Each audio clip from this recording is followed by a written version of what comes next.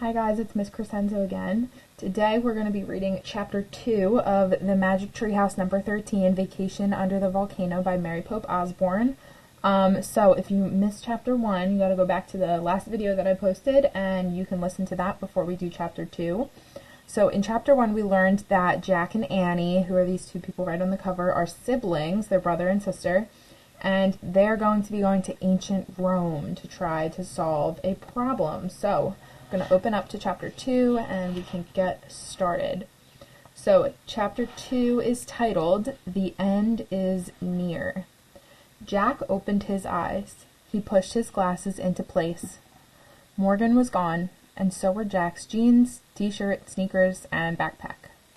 Instead, he had on a white tunic with a belt, sandals that laced up, and a leather bag. Now if we look on the front really quickly, this is what a tunic looks like, so it kind of looks like a dress. He looked at Annie. She was dressed the same way. Morgan had made them look just like kids in an ancient Roman town. I guess this is what Morgan meant, said Jack, when she said she'd help us blend in. I feel like Cinderella, said Annie. I like these clothes. Yeah, said Jack, although he felt a little as if he was wearing a dress. Annie looked out the window. It's pretty here, she said. Jack looked with her. They had landed in a grove of trees. On one side of the grove rose a gentle-looking mountain. On the other, a town sparkled in the sunlight. I wonder where we are, said Jack. He opened the book about Roman times. He read aloud. Almost 2,000 years ago, on August 24th, A.D. 79, the seaside town of Pompeii was a typical Roman town. Many Romans went there on their vacation. They built large houses called villas and planted groves of olive trees along the slopes of a mountain called Mount Vesuvius. Annie kept looking out the window as Jack pulled out his notebook and pencil. He wrote, Vacation in Pompeii, August 24, AD 79. And AD 79 is referring to the year. So the year right now, we're in 2020. But in Pompeii, they're in the year 79.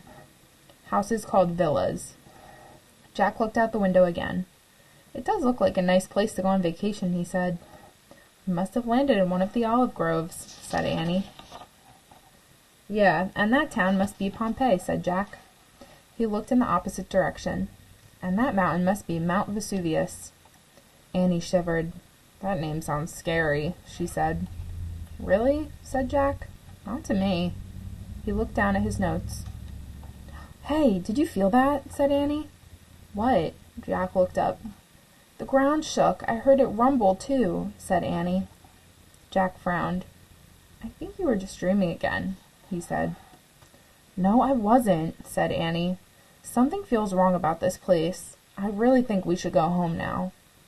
Are you nuts? Said Jack. We have to find that lost story for Morgan. Besides, I've always wanted to see a Roman town. He threw his notebook and the Roman book into his leather bag. Then he went down the rope ladder. Come on, he called when he stepped onto the ground. Annie just stared at him. Don't be chicken, he said. He pushed his glasses into place. Come on, it'll be fun. Annie still didn't move. What's wrong with her? Jack wondered. Usually I'm the worried one. Come on, he pleaded. We can't let Morgan down. Annie let out a big sigh. Okay, but we'd better find that story fast, she said. Finally, she climbed down the rope ladder. The sun was bright and hot as they took off between the olive trees. With Mount Vesuvius at their backs, they headed for the town of Pompeii. That's weird, said Annie. I don't hear any birds. She was right. The grove was strangely silent. We see Pompeii in the background, and I guess this is the grove of the olive trees and the ladder that they came down. Don't worry about it, said Jack. Maybe they're all at the beach. Come on, let's go over that bridge. He led the way to a small wooden bridge that crossed a narrow stream. But when they got to the stream, they found it had dried up. That's really weird, said Annie. Don't worry, said Jack. It just means there hasn't been much rain. They crossed the bridge and stepped into a busy street. It was paved with stone. People were buying things in the open shops that lined the street. Some looked rushed and busy. Others moved slowly. Kids walked with their parents. Groups of teenagers talked and laughed. They don't seem very different from people shopping in Frog Creek, Jack thought. And remember, Frog Creek is where Jack and Annie live. Except for the clothes, of course. How will we ever find the ancient lost library, said Annie, glancing around. I don't know, said Jack. Just be on the lookout. They walked past shops that had huge jars in them.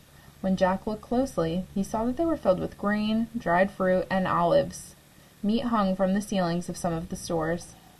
They passed a noisy tavern where people were eating and drinking. A young man played a stringed instrument. See, there's nothing to worry about, said Jack. This place isn't all that different from our time. It's not that, said Annie with a worried look. See, there's a barber shop and a shoe shop, said Jack, pointing. A boy was getting his hair cut by the barber. A girl was trying on a new pair of sandals with her mother. It is kind of like home, Annie agreed. They kept walking until they passed a bakery filled with freshly baked flatbreads. That bread is like pizza, said Annie, smiling. Yeah, said Jack. The good smells from the bakery made him feel even more at home. Jack looked at Annie. She was still smiling as they walked on. Soon they came to a large square filled with people, carts, and horses, and more shopping stalls. Honey cakes, stuffed dates, peacock eggs, sellers called. Farmers were selling grapes, garlic, and onions. Fishermen were selling all kinds of fish. A few people stood on boxes, giving speeches to small crowds. Hey, I bet this is the Forum, said Jack. He reached in his bag for his book. He flipped through it until he found a picture of the square. He read, The center of a Roman town was called a Forum. The Forum was the main place where people met to sell goods and discuss politics. I was right, said Jack. He pulled out his notebook. He wrote, Forum equals the center of town. Jack, whispered Annie. Jack! She tugged on his tunic. Look. Jack glanced up. Annie nodded towards an old woman who was staring straight at them. She wore a black cloak. Her gray hair was tangled and wild. She seemed to be missing her teeth. The woman pointed a bony finger at Jack and Annie. The end is near, she said in a raspy voice. Go home, strangers. Yikes, said Annie. We'd better get away from her, said Jack, before people wonder who we are. He put away his notebook. Then he and Annie hurried away. The old woman cackled behind them. And that is the end of Chapter 2 of Vacation Under Volcano. So I will be back tomorrow with our next chapter. Bye, guys.